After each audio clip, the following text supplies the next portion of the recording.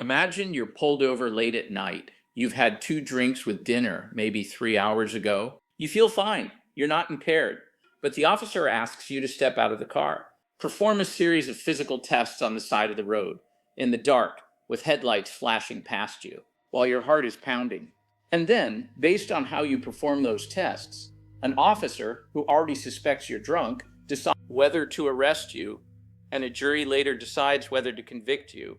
Now, what if I told you that the tests you just performed were designed and funded by the same government agency? The same agency that had a vested institutional interest in making sure those tests produced arrests, that the science behind them has been challenged by independent researchers for decades, and that the accuracy claims made in courtrooms every day may not tell the whole story? That's what this video is about. To understand why standardized field sobriety tests exist, you have to understand the America of the early 1970s. The country was in the grip of a drunk driving epidemic. In 1972 alone, over 54,000 people were killed, a number that dwarfs today's figures, even accounting for the massive increase in vehicles and miles driven since then.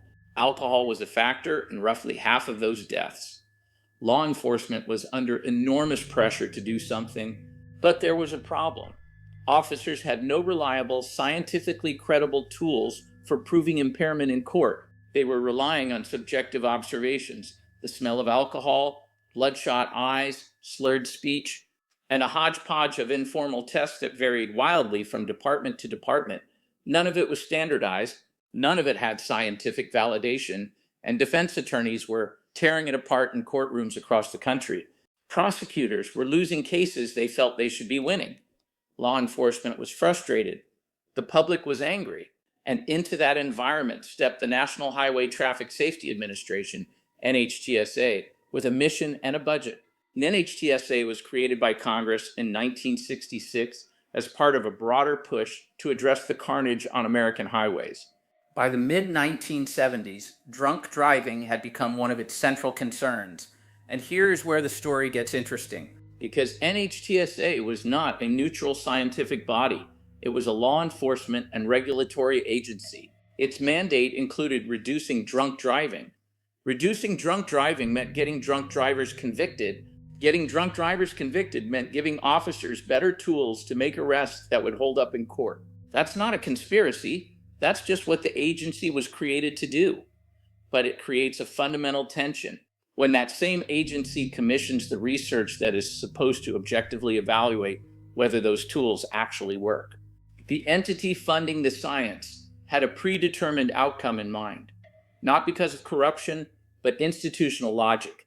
In 1975, NHTSA contracted with the Southern California Research Institute, SCRI, to develop and validate SFST. The principal researchers were Dr. Marceline Burns and Dr. Herbert Moskowitz, both psychologists who specialized in human performance and the effects of alcohol. Burns would become the dominant figure, defending the tests in courtrooms and before legislative bodies for decades. They brought subjects into a lab, administered measured amounts of alcohol, and had them perform various tests. They found that 3 tests work best. The first one is for your eyes. The officer watches how your eyes follow a light. This is usually the first test they do.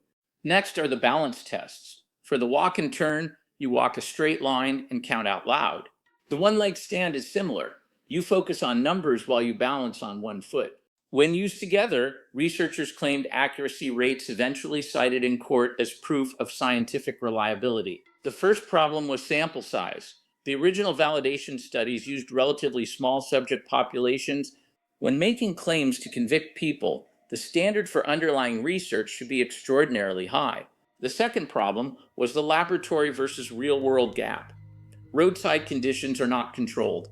Anxiety alone degrades physical performance in ways that mimic the clues officers are trained to look for. The third problem was observer bias. The person administering the test already suspects the subject is drunk.